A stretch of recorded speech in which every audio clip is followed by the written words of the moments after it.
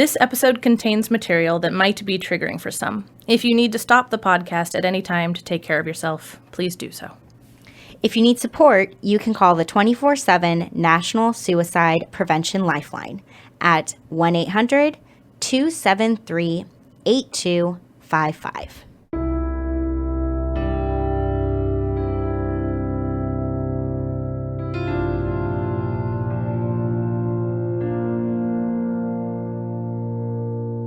Dialectical behavior therapy was created in the 1980s by Marsha Linehan in Seattle, Washington. Today, DBT is taught all over the world. We're two therapists who believe everyone can benefit from DBT skills. I'm Kate. I'm Michelle. And this is DBT and Me. Hello, everybody. Hello. And we're here for our 19th Q&A episode. Woohoo! Goodness. How exciting. Yeah, it is exciting. Yes, I agree. So I also just noticed this. It feels like a lot of times with Q&A, we started off with a really long one. It just happens that way. Today we're starting off with a really short one. So Kate, I guess go ahead and read our first question, and then I'll be talking again in just a minute. Yes, it will. Just a moment. I don't even think a minute. Yeah, it's not going to take very long. The question says, I'm curious who feels there is a connection between autoimmune and mental health. Yeah, so this was posted in our Facebook group quite a while ago, and it sparked a pretty lively discussion that I thought was really good and interesting to read.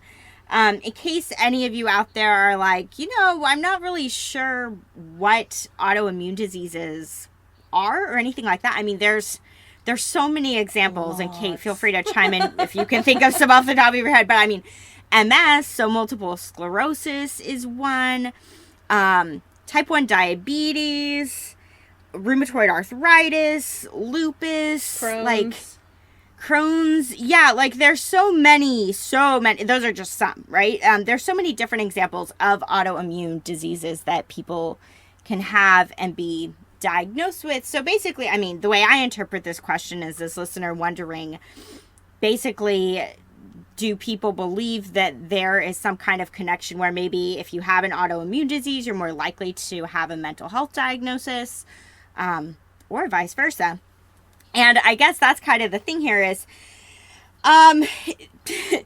Kate and I are not doctors. I know, Kate made a note of that for hers, but I'm like, I'm going to say it first. Not medical doctors. Yeah, we are not medical doctors. And yet, have I worked with a number of clients with autoimmune diseases? Absolutely. Yes, I have. Yep. I've worked with clients who have struggled with these things. So, I mean, one could argue it's a chicken or an egg dilemma, like which came first, the autoimmune disease or the mental health stuff. Sometimes they both really kind of co-occur simultaneously, which I think would make a lot of sense. And if you get a big medical diagnosis, that could lead to some mental health challenges, right? Feeling depressed about the diagnosis, feeling anxious about the diagnosis. That could make sense. Or if you have experienced severe trauma or experienced long-standing intense depression or anxiety, could that potentially lead to some physical manifestations of that? Possibly. But the biggest thing that I want to say is that this is something we were told repeatedly when I was in school. Correlation does not equal causation. And what that means is just because two things may commonly occur together, it does not mean that one necessarily causes the other. So unless you have spoken at length with a medical doctor who is well-versed in the autoimmune disease that you are diagnosed with, and hopefully also has a pretty good understanding of mental health, it would probably be too much of a stretch to say the autoimmune disease that I'm diagnosed with caused these mental health struggles for me, or vice versa. We just don't know. What I would encourage listeners to look at, if you are diagnosed with basically both, if you have an autoimmune disease and you struggle with your mental health, is to just notice if there are things that either make your autoimmune symptoms worse or make your mental health symptoms worse. And to just try to attend to those, because hopefully if you attend to one, the other might get better in some way, right? If you are taking your medications as you're supposed to, whatever those medications might look like for the autoimmune stuff, and or for the mental health stuff, maybe that might decrease symptoms in the other form, right? So I don't know if that's making sense, but basically if you take care of one, it may have some positive impact on the other, is I guess kind of generally what I'll say there. But yeah, just taking note of that, of like, hey, when I'm not taking care of one, does the other one get worse? And how can I try to be taking care of both sides of this equation here? Yeah, those are my thoughts. What about you, Kate? I would say similar stuff, really. My first note here was that I'm not a doctor, so I'm glad that you covered that. I do have, to an extent, secondhand, I guess, experience. My mother has really terrible rheumatoid arthritis. And so I've gotten the chance to see, that's a weird way of putting it. I have seen, just how... I lived through it. Yes, I've lived through, just how terrible of an impact that has had on her life. And so my biggest thought, and I think this is really in a way just a reframing of exactly what you were saying, was that health is interconnected. Right? It just is. Again, I'm not a medical doctor, so exactly how, I don't know. I do know that cortisol is terrible for us, and we're never meant to produce a ton of it for a long period of time, which both the stress of physical health issues can do and the stress of mental health issues can do. Right? And these things just interact with each other. We are one body. Right, and we like to separate mental health and physical health like they are two entirely separate realms and categories. But it turns out, one body. Just one. And, our emotions, all of the things that we experience as mental health, thought-based, etc., are technically physical things. They are hormones and other chemical signals and, going on in the brain. It's all physical. So, again, I don't know. I have no idea exactly how mental health might impact autoimmune disorders in that direction, other than, increase of stress chemicals just does make your immune system worse and fucks with your health anyway. But definitely something that's fucking hard with your health is going to impact your mental health. I don't know. Maybe there is someone out there with so much resiliency that, an autoimmune disorder or some other significant health issue wouldn't fuck with their mental health, but you'd need to show me that person for me to believe it. Because some of the most mentally well human beings that I know that have gotten, I have a very close friend with Crohn's disease, who overarchingly is a wonderfully mentally healthy human being, but even she struggles with, moments of depression and issues of self-confidence and other things like that around it, right? So, right, it's all interconnected. We only have one body. I think that you mentioned this kind of, Michelle, that some autoimmune disorders may have explicit mental health symptoms. I don't know. If that's a thing. I'm not 100% sure. Yeah, I don't know if mental health things are a symptom, I guess I should say, of any of any autoimmune disorders. But definitely mental health issues can come from having them, not necessarily because it's a symptom of it, but because, losing mobility, losing, ability to enjoy things. I mean, all these difficult impacts on our lives, right, can make pretty big impacts. And, pain and disability are just hard. It's just hard. It's hard to hurt. It's hard to be unable to do whatever, especially if it's something you used to be able to do, right? I don't have autoimmune issues, but I injured my back several years ago, and that has drastically altered the course of my life and what I'm able to do physically. And I miss it, right? It's hard. So yeah, I guess this is a whole lot of us not actually answering the question. But I guess do we think there's a connection? Strictly speaking, yes. Exactly the form of that connection, I think we can't possibly answer. A, because I think it's different for each thing, and B, because we're not doctors, so. Exactly. I guess that's my thought. Autoimmune disorders are not things we have studied in depth. No. Nope. So, outside our scope a little bit, but yeah, some kind of connection. Yep. Likely. All right, what's the next one, Michelle? All right, so this next one says, I have BPD, and these days I'm feeling utterly depressed and hollow, like there is nothing within. No matter what I do, I can't seem to feel okay.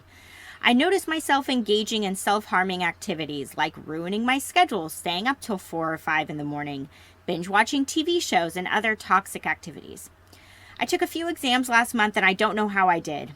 My family is so damn unsupportive, my father is negative, and I can't stay with him, but I have to stay with my parents till I qualify for an exam that allows me to go to some other city. He constantly tries to demotivate me, poke me, and say negative comments on my career choices. By the way, he's been doing this for the past 7 years. I feel terrible, and I feel terribly alone. Sometimes I journal to feel better because, honestly, I have no one who can listen to me. If I share my problems, people tell me that everyone in the world has some kind of problem. I don't know what to do to feel better. Everyone and everything feels like it is consuming me. Ouch. I'm so sorry. That's the first thing I think is just like, I want to put my hand on my heart and just, yeah, I feel a lot of compassion and sadness for this listener, so I'm super sorry. That is a really rough position to be in a kind of, toxic, unsupportive space that you can't just get out of. It's not just a, flip of a switch, make a choice to exit the situation. So, to try and help you, listener, while you are still stuck in that position, a few things occurred to me. One, online groups. It may not initially feel as connected as, in actual in-person interaction with other human beings. But the cool thing about finding online groups is you can find groups that specifically are there for people who are suffering from the same kinds of things that you are, right? BPD support groups, issues with people, maybe even having to live at home, or people with anxiety, or people with, whatever, right? You can find groups that cater to your needs or your desires. And so Facebook, Reddit, there's a lot of places to find a sense of community. And I actually have clients personally who have made some of their closest friends through like Reddit support group pages and things like that. So that's something that I was thinking about. Again, I don't actually know where in the world this listener is. So this may or may not be a thing right now because, pandemic. But if it's something that's available now or possibly later for you listener, I also thought about local support groups or shared interest groups. So, I'm making shit up, but if you're into pottery, trying to join a pottery class or group, or, find a support group for folks with mental health issues, or, find a place where going into it, again, similar to the online communities, you already know that you share something with the other people that are there. And that is a nice way to, jumpstart a connection, is to know that you have something definitely in common with these people, right? Because it's either, for supporting folks with those issues, or because of someone with the similar interests. That's what I'm trying to say. Neither one of us are talking great today, Kay. Michelle. Also, I just almost called you by my own name. Apparently, I need more tea, Kate. Oi, Lord. Tea, sleep. We both didn't sleep well last night. I like that. Yes, call you my name. That's a good slip up. And just to wrap it back around to the stuff that we're actually supposedly here talking about, which is DBT. The first thing I thought about is the accumulating positive experiences from ABC. It sounds like your life is doing a damn fine job of putting shitty stuff on the shitty side of the scales. of your life. And so since that's taking care of itself, accumulate positive experiences can do a surprising amount to help balance that out. Start small, if small is the only thing that feels accessible, but consciously and intentionally engage in activities that bring you even a tiny bit of happiness and joy. And keep doing it. It's accumulative, right? That's why it's accumulate positive experiences, right? And so, I don't know, that's the DBT skill that initially occurred to me for this listener. So those are my thoughts. What about you, Michelle? Nice. Yeah. I mean, one of the things that really stood out to me, even though it was a small portion of what this listener wrote, is where they said, if I share my problems, people tell me that everyone in the world, so invalidating, has a problem and is struggling with something. And I was like, ugh, people still say that. Right? Like, true, but unhelpful. Right. Yeah. And, we talk about this idea with the comparisons part, one of the C's in accepts, which is how it's really important to be mindful of how we're doing that comparison so that it's not in a way that's shaming us and essentially giving ourselves the message of, so suck it up. Yeah. You have no reason to feel how you feel because other people have it worse, right? That's not the intention of it. So when people tell you that, listener, I think of it as there's a dialectic here in the sense of worse is this subjective thing, if that makes sense, right?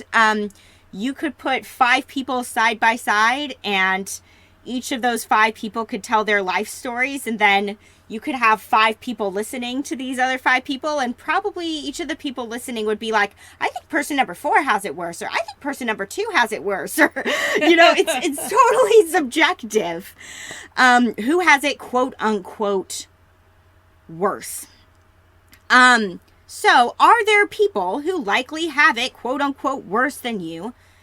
Sure. Are there people who have it better than you? Sure. And at the end of the day, I would just really encourage you to be focusing on, I like what Kate's talking about because it's really bringing it back to you and what things you do have control over in your life rather than focusing on, well, my stuff isn't really so bad, so I just need to, not feel the way that I feel about. That's not going to be helpful. So, that sucks that people have given you those messages that your problems are not as bad as other people's problems.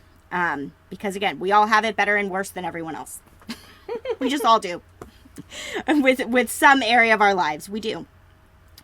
The other thing that stood out to me was kind of that first part where you're talking about how you're staying up till 4 or 5 in the morning, binge watching TV, stuff like that. And when I read that, the first thing that came to mind for me is like, oh, you're trying to escape. And there's a lot right now that you can't do to escape. Because like you said, you're basically stuck living with your family, specifically your dad, who's being pretty negative towards you. You're kind of stuck there until you have this door open up for you, which allows you to move to another city through this exam process. And that is one of those things where when we are stuck in our current circumstances, we will turn to things like that to try to have some control and to try to escape, because we can't escape from the thing that's actually causing the problem. So we will try to find other things to distract ourselves and give us a break. Some of those things may be on the healthier end. Some of those things may be on the unhealthier end. It's a very natural thing to do, that we're going to try to escape from the circumstances we're in when we don't like the circumstances that we're in. But I think what you're realizing is that those things aren't really helping you. Staying up late into the wee hours of the morning and binge watching TV isn't serving you necessarily, is kind of what I gleaned from what you wrote. And it's probably all you have that feels like it gives you a sense of control and a sense of reprieve from the stuff with your dad. So this is another reason why I really like what Kate was talking about, because if you can channel that into finding another activity or to finding a group or that kind of a thing, then you can maybe get that feeling of escape and also be doing something that's really going to fill you up and help you feel good and rejuvenated, maybe rather than things that might feel like they're kind of draining you. So that might be something to think about. I also thought about with those same things, right, of like the staying up late and stuff like that. One thing to come back to is please, because if we think about that idea of what can I control, hopefully you can have control over the stuff that's encompassed with please. Hopefully you do have some control over whether or not you are moving your body on any given day to get some physical activity, that you do have some control over what kinds of foods you choose to eat, that you do have some control over when you go to bed and when you wake up. Hopefully you do have some control in these areas, and you can channel your energy that way so that you're just taking care of your physical body as best you can, which may also hopefully get you into a better emotional place where if your dad is saying something negative to you that day, maybe it feels like it rolls off your back a little bit better because you're well rested, you're well nourished, and that kind of a thing. So please might be something good to focus on just to give you a good foundation going through your day. And I also really like the idea of improve. I also like that you mentioned journaling. I feel like journaling can definitely fall into improve, like the briefication part, perhaps, or the encouragement part, because you can be encouraging yourself with what you're writing down in your journal. But those may be some good things to turn to, is figuring out, how do I find meaning in my life during this time when I'm living at home with my family that is unsupportive? How can I, get a brief vacation? How can I be encouraging of myself? Some of those components of improve, I think, might be really helpful for you as well. So those are my thoughts. Yeah. I also realized that I didn't really give much context to saying about her, or her, I don't know why I'm assuming her. Anyway, this person seeking out, like, groups and stuff like that was because, sort of like the, no one, people tell me everybody has problems, but it stuck out to you. The having no one, the sort of loneliness aspect, I think, is what stood out to me the most, and so that's what I kind of glommed onto. Yeah, well, it's great. We glommed onto different things, so perfect. All right, on to the next one, yeah? Yep. So this one reads, my 18-year-old son was just diagnosed after spending 5 months in an adolescent mental health facility with almost no improvement. I pushed hard for deeper testing, and BPD was revealed. We are having him transferred to a place that is a very immersive, hyper-focused DBT program. I'm reading as much about DBT as I can get my hands on. My concern is that this program is a 60-day program, 90 days max, depends on progress. It is 9 to 4, 5 days a week, so it's pretty constant. That still seems short for a full program. The director has told me they are very proud of their DBT program, the results, and all the therapists are trained for DBT at the master level.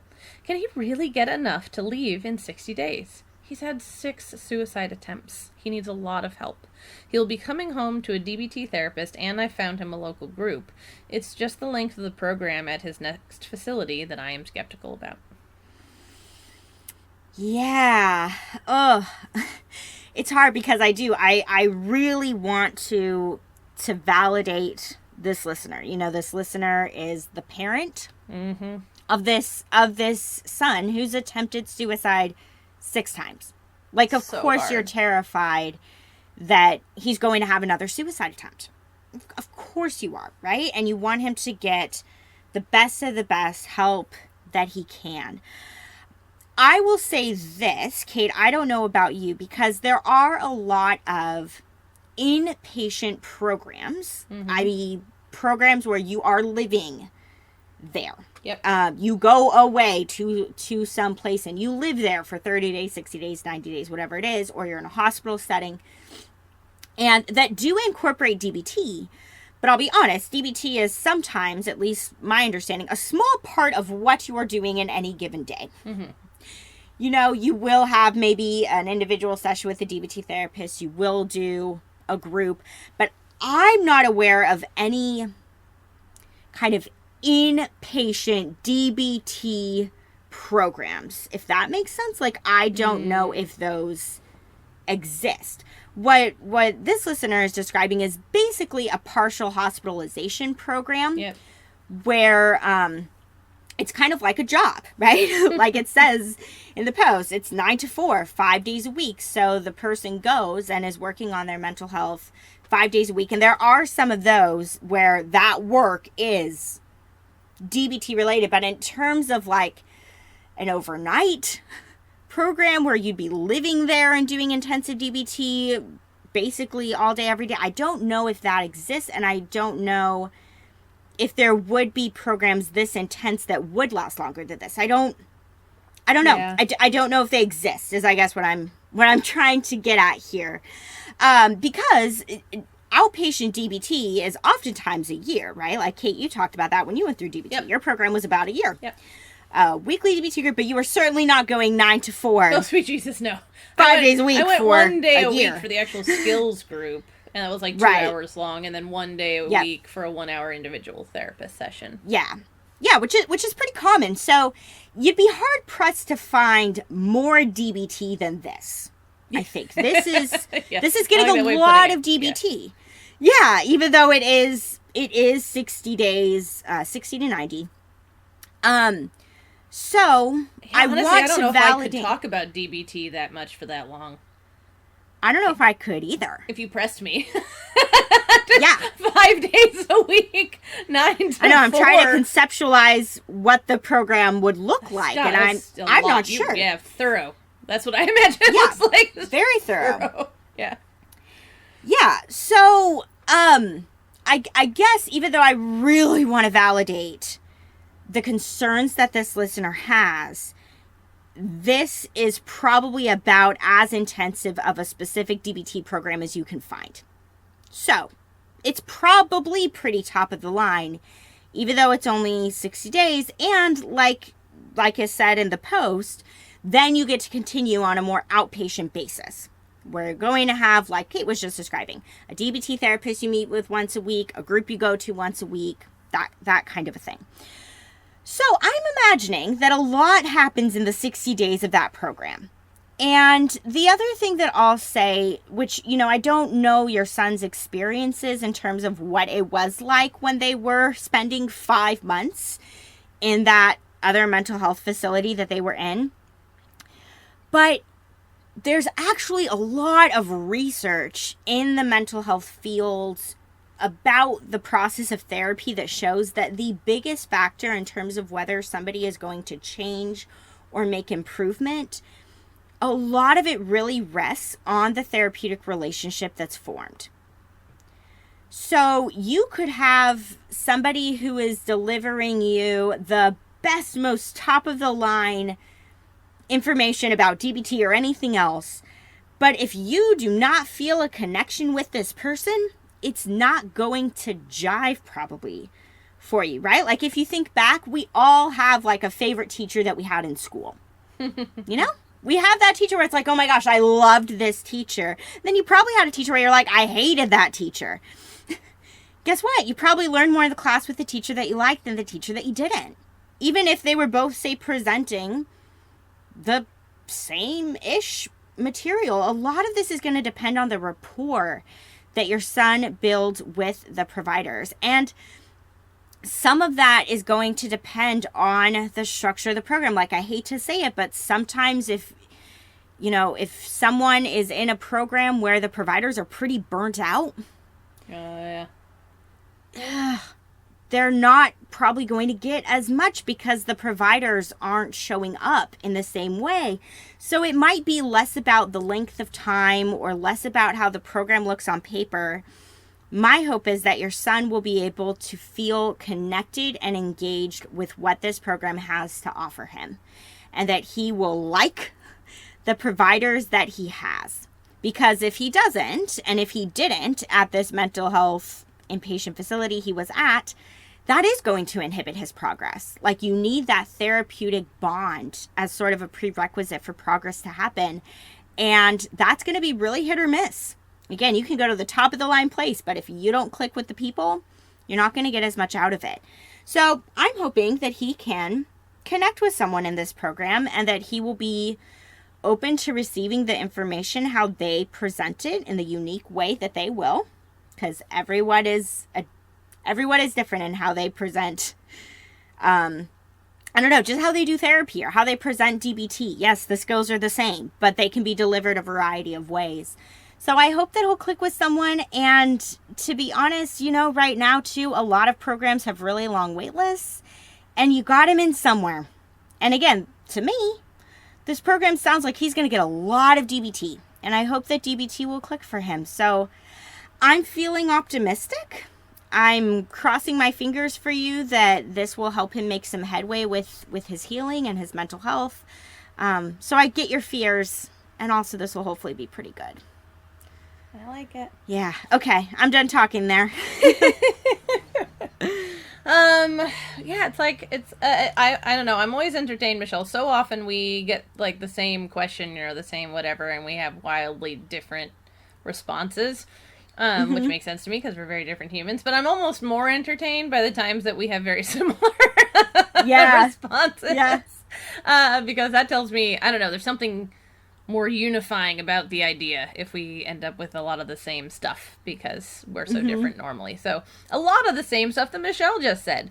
One part is, an enormous amount of validation. Like, of course you're worried.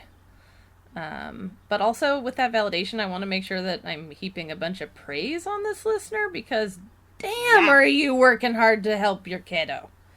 Like, you are obviously on the ball, doing your best, taking action, and it's an enormous amount of support, and that's really wonderful.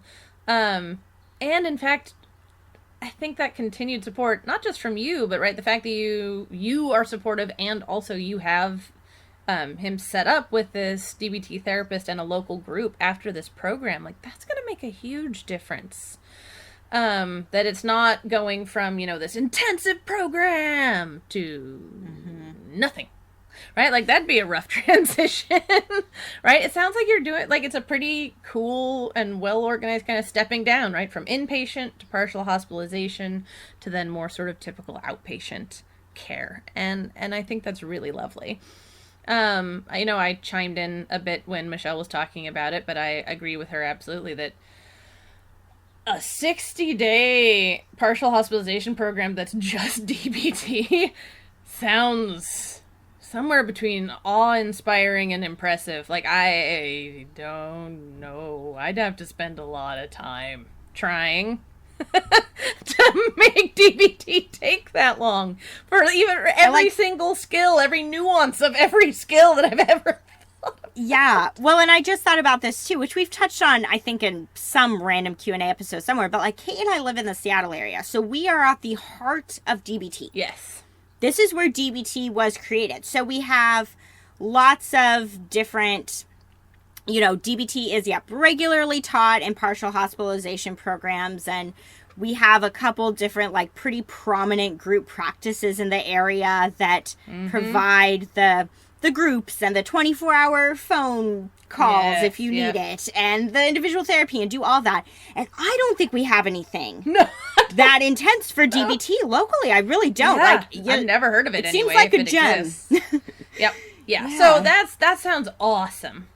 I am also optimistic. The tiny little less optimistic, more realistic? I don't know. It's entirely probable, or I'm going to back this up. When I was 19, when I was 19, that's when I went into my DBT program, as a client. At that time, I was also diagnosed with BPD. At that time, I also had suicide attempts in my past, and for me, though, mostly cutting. Self-harm was my biggest thing, more than suicide attempts. But, Michelle, I'm having a really hard time figuring out how to say this without sounding like the world's biggest party pooper. Cured. Setting your sights on cured might be setting your sights too high. I don't know that you are. You didn't explicitly say that, listener, anywhere in your question, so if you're not, awesome. Ignore everything I'm saying here. But just be cautious, right? That level of mental health issue on average, doesn't vanish. Now, somebody can have amazing coping skills, and that helps so fucking much, right? To really have DBT, to really have it down, to feel like you can rely on it and pull those tools out when you need them is amazing and really helps. And also, your kiddo may still meet the diagnostic criteria for having BPD at the end of all of this, right? Your kiddo may grapple with issues of depression or urges towards self-harm or suicidal ideation for a long time, right? Like that. So don't pin the idea of something working on your kid magically stopping having mental health issues. Because as a kiddo with severe mental health issues, I've been in therapy for the last 10 years and I don't anticipate a stopping point anytime soon. Right? I have come to the point where I simply have to accept that my mental health issues are a lifelong struggle. This is going to be my whole life. I'm so much better at it now than I was at 19, but it's still there. And so, man, I probably ought to put that at the beginning rather than the end, because it sounds like I'm ending on a down note, but I just want you to be really gentle with yourself, I guess, listener, and not set the bar too high. Because that might set you and the kiddo up for feeling worse about what might actually be a really awesome outcome. So, I guess. I'll tack on one quick thing, and then I'll move on to the next cool. Is yours more cheerful than mine? Well, it made me think back to something, and I'm really trying to remember where you said it, because I can't remember. Part of me is thinking it was Ride the Wave in that episode, but it might have been said in a Q&A. I really can't remember where you said it. But I just remember you saying something about how it was kind of this idea of how we measure progress and what kind of bar we set for ourselves. And you said something like, if you've been self-harming multiple times a day, and then you find yourself self-harming once a day. Like, and I think you basically were like, go you. Yep. Like, awesome. You are doing so much better. And so even though some people in your life might want to be like, well, you're still self-harming, you're doing it so much less. That is progress. And so, I really actually like what you're saying here, Kate, because I think for this listener, it's going to be about figuring out, how do I measure realistic progress for my son? How does he measure progress for himself? Yeah. But like, let's say he has a suicide attempt, I don't know, let's say every 3 months. And he gets out of this program and he goes 6 months before he has a suicide attempt. I'd consider that progress. Yes, absolutely. You know? So it's just all about how you measure it and what kind of a bar you're setting is, I think, really what you're getting at. And so I think that's perfect. Awesome. Thank you. Yeah, no, I remember that now. It wasn't a Q&A to a gal who had relapsed on self-harm and was really struggling with it. So, I remember that now. Okay. Perfect. All right, what's our last one? I think we're on the last one. This is the last one, So this one says, do you have any advice on how to apply radical acceptance to one's own mental or emotional self? Here's what I mean. Your stories in the podcast were really impactful, and yet both were about the physical limitations of your bodies, which you have absolutely no control over.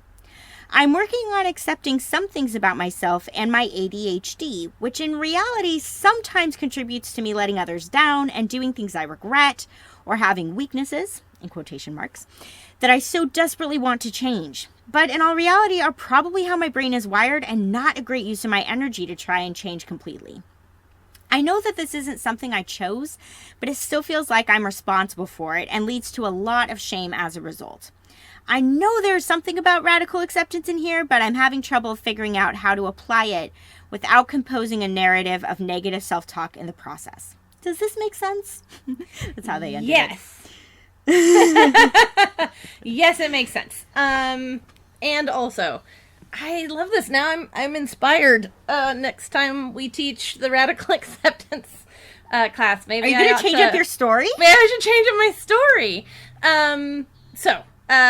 So much validation and empathy with you, listener. I do not have ADHD, but I have other pretty impactful and severe mental health issues. And I get it. it sucks in a lot of ways, right? I hear so much about, like in your comment, I hear this idea of letting yourself and others down a lot, right? This idea of being a disappointment or a failure or being weak. And it's really a hard emotional space to sit in, to be feeling that way about yourself. So, few things to say. When you're talking about like having trouble figuring out how to do radical acceptance without composing a narrative of negative self-talk, what are we considering negative? So, I don't know where this person lives either. Here in America, I think pretty much just saying I am depressed or I suffer from depression could be constituted as negative self-talk. Because, you know, shame on me for mental health issues, right? Like, just, I don't want to say, like, leaning into our issues as in, like, yeah, more of them.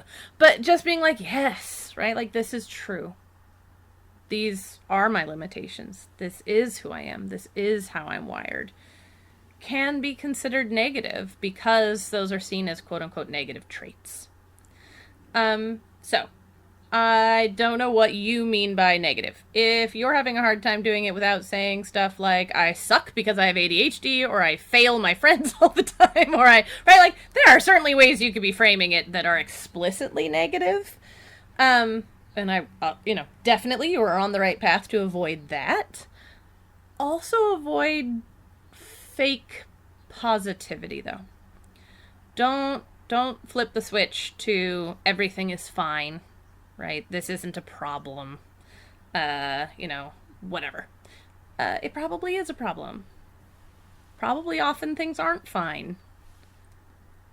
And so that leads to the next point I wanted to make, which is grief is often an enormous part of the process of radical acceptance. As I was mentioning earlier when I almost called Michelle Kate, I'm clearly running on the most fuel today. If I leaned into it too hard, I could actually cry this morning talking about this, because it's so hard to really lean into the space where I, accept and realize I am never gonna be done struggling with my trauma and my depression. It's never going to be gone. This is. And I have to re-grapple with that grief often, right? I'll go a period of time where I'm pretty okay. And I'm like, yeah, check this out. And then I'll have a day where I can't hardly get out of bed without serious self-talk, right? And I grieve again, right? There's always this desire to hope that it will go away completely. I don't know that I'm giving a lot of instruction here. But, I'm not going to give a lot of instruction either. It's okay. Uh-oh. But it's... All right. How do you put this? It probably is how you're wired. And you're right, it probably isn't a great use of your energy to try and change completely. Most human beings don't change completely. That'd be weird. And also, every human being, every human body has weaknesses, has flaws, has things that it does better or worse than other humans. And you're right, that this is where radical acceptance comes into play. But it's not one and done.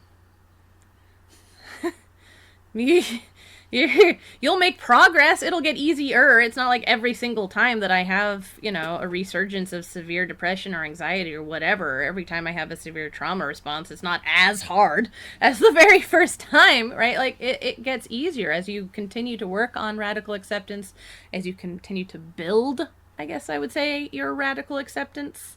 It gets easier, but it's something new is going to come up, or something fucking old is going to come up and make you have to do it more / again. And that's normal. You're not failing at radical acceptance.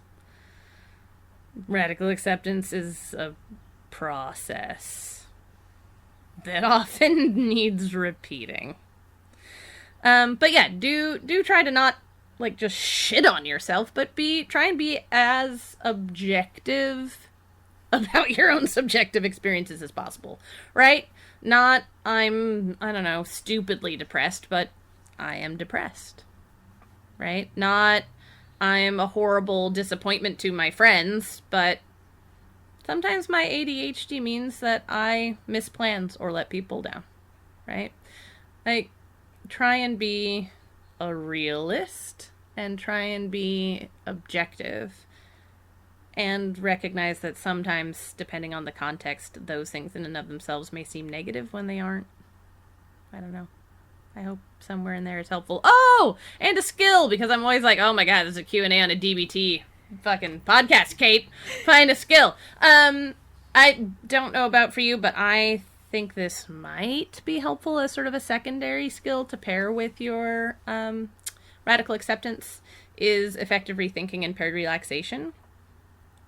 So this is, to me, a good way of helping to combat some maybe repetitious negative self-talk that you find yourself in. Like if there's a situation that when it crops up, you find yourself having a specifically negative narrative, you can work on this effective rethinking and paired relaxation to try and start shifting that narrative. So it's separate from the narrative that's part of radical acceptance, but if negative self-talk and, you know, issues around that are really a big part of your struggle, then I think that, yeah, effective rethinking and paired relaxation might be a good secondary skill to add in there. All right, I just talked a lot. What about you, Michelle? We'll see how much I talk. I mean, I agree with everything you said. And I think the biggest takeaway about radical acceptance, which may or may not have been apparent in the radical acceptance episode, because I'm really trying to think back to that episode, and I'm like, how did I present my story, and how did Kate present her story, and how do we talk about this? But you were just really emphasizing it, Kate, which I will emphasize as well, is a lot of times radical acceptance doesn't have an endpoint. You can think it does, and it doesn't. Yep. So I will reference my story again briefly, because I think there were some parts of my story that I didn't share that I'll share now to kind of illustrate this idea.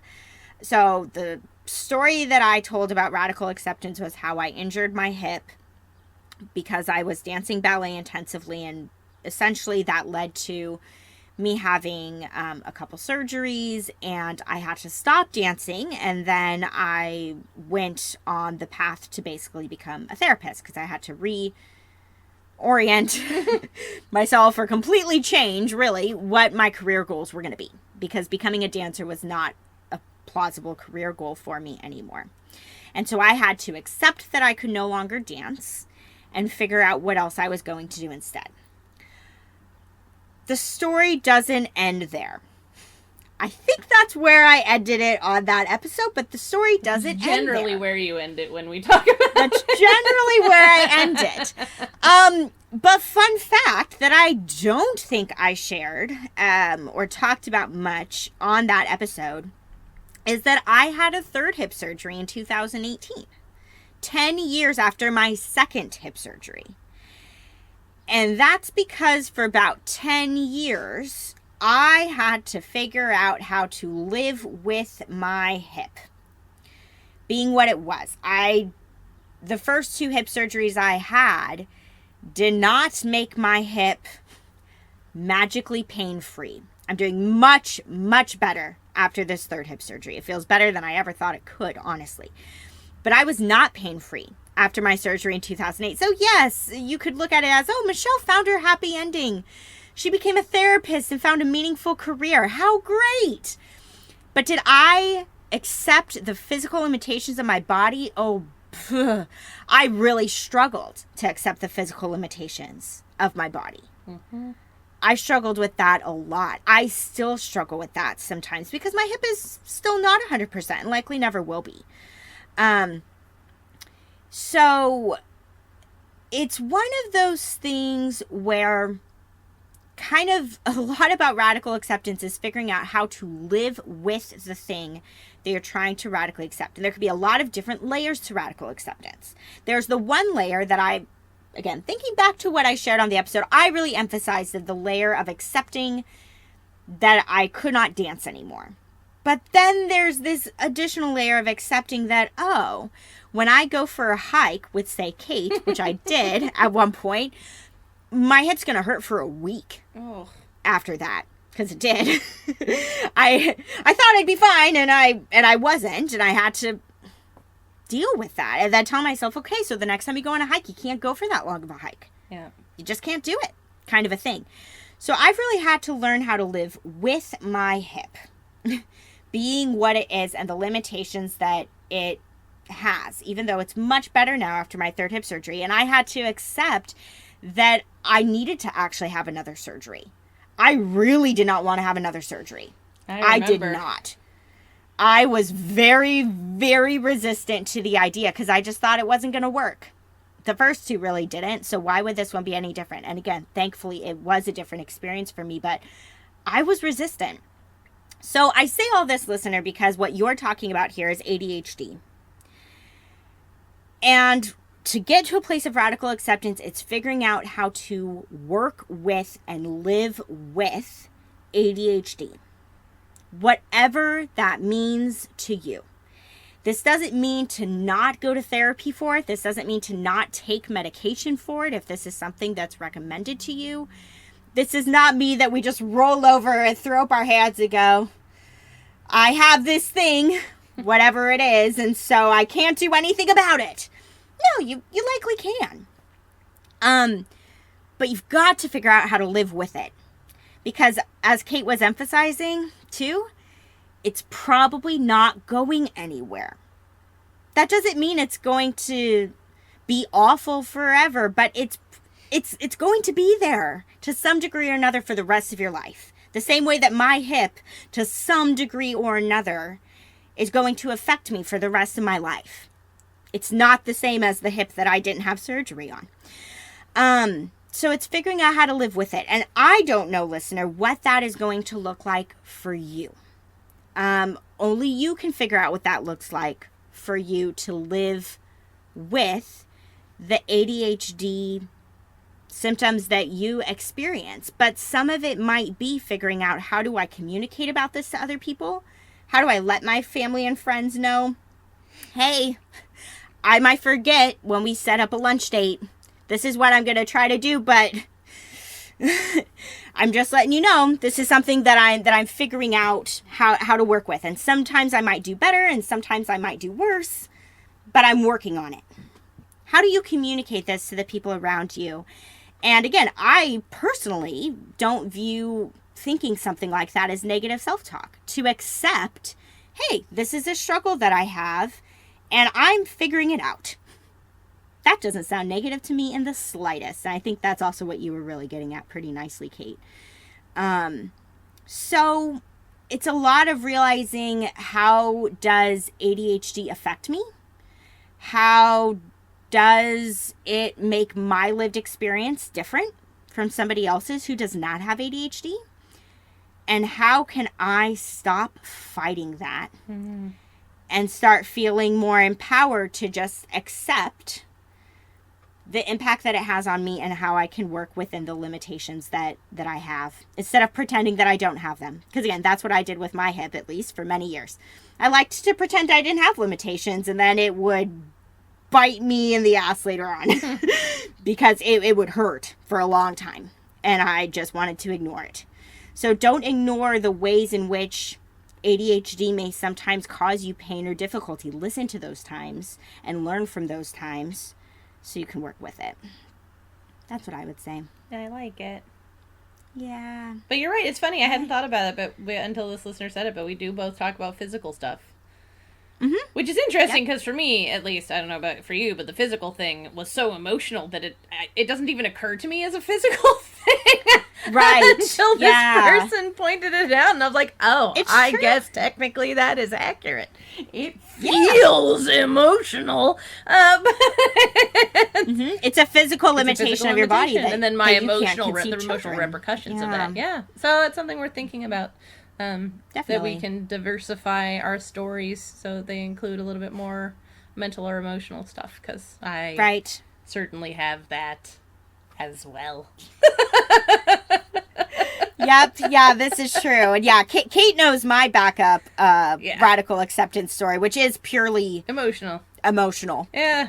There we go. At least split it. So one of us tell one a physical one and one of us tell an emotional one. Yeah. Yeah, maybe. See, this is why I love having all these people. They help us improve. They really do. So I think that's it. I think we're done. That's it for today. Please continue to send us stuff at our email, dbtandme@gmail.com. And DBT Me Podcast. Podcast. Oh, for God's sakes. My brain today, Michelle. dbtandmepodcast@gmail.com. And or comment, or post, in the Facebook group, because we get a lot of our Q&A content from there as well. So, yes, we definitely do. Talk to you all soon. Okay. Yep. Thanks, everyone. Yep. Bye. To learn more about us and the DBT skills we're teaching each week, join our Facebook group. Simply log in to your Facebook profile and search for